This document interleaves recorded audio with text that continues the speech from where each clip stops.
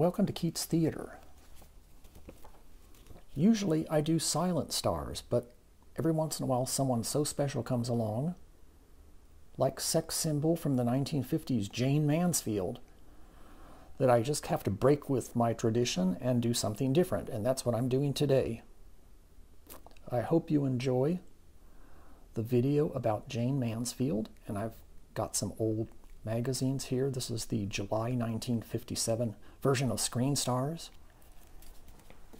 Here is the February 1957 version of Playboy magazine. And here is the November 1957 version of Playboy. Jayne Mansfield was big that year. She had just had a huge stage and screen hit called Will Success Spoil Rock Hunter? I've got a little clip from the trailer, and I've got lots of photographs for you. Hope you enjoy it.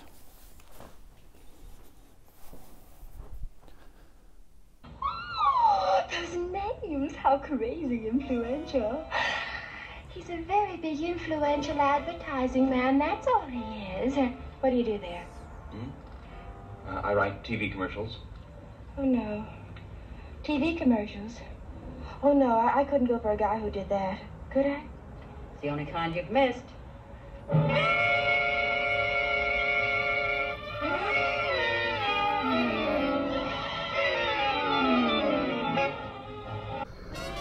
I ran across a YouTube interview of Jayne Mansfield's ex-husband, Mickey Hargitay. Hargitay was not only a former Mr. Universe, but also had 3 children with the 1950s sex goddess, who is featured today on Keats Theater. What Jayne Mansfield's former husband said made quite an impression on me. Though they divorced in 1964, it's clear that he still held her in very high regard. The video I saw is called Death of Jayne Mansfield and was posted by Mr. Talos 1955. There are no spaces in his name. The part that impacted me so greatly is in the last 3 or 4 minutes of the video. It's a rare moment indeed, where a celebrity bears his soul in this manner and shows that he is really, after all, just plain folks like everyone else. Mickey Hargitay recalled a visit from long ago to the mortuary containing the remains of his ex-wife, Jayne Mansfield. The year was 1967, and it was shortly after her tragic death on June 29th, 1 week after I had turned 13. I was young, but still clearly remembered all the press attention it garnered. It was evident that Hargitay, too, remembered that day well. I reran the video several times, then pulled up Jayne Mansfield and Mickey Hargitay's Wikipedia biographies. What really fascinated me was the way Hargitay met former wife Mansfield, who happened to be in the audience one evening while he was performing at Mae West's renowned 1950s nightclub revue, featuring musclemen. In typical Westian style, the gents dutifully paid homage to the aging West by ogling her as she sashayed about looking as luscious as a sexagenarian sex symbol could. While the bodybuilders were little more than props for Mae West's increasingly inflated ego, her exaggerated sense of self unwisely entertained the notion that Mickey Hargitay was perhaps interested in something more, namely the incomparable Mae West. Yet Hargitay happened to be looking in a different direction, that of Miss Jayne Mansfield. Fast forward a bit.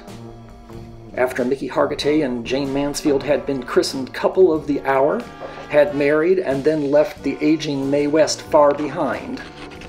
Again, in her inimitable, egomaniacal, narcissistic manner, the entire incident became a story not about Hargitay and Mansfield, rather about the one and only Mae West. I discovered another hidden gem in the YouTube video archives shot in France in 1957, and all about sexy Jayne now at the height of her fame.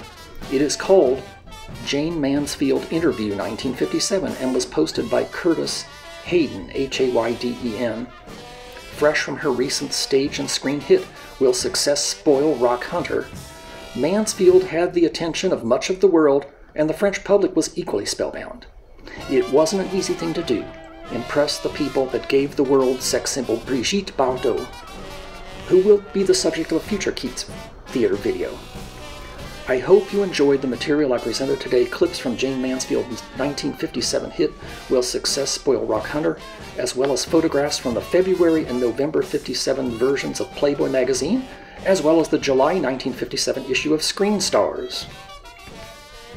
Photographer William Reed Woodfield was responsible for the February 1957 Playboy photos.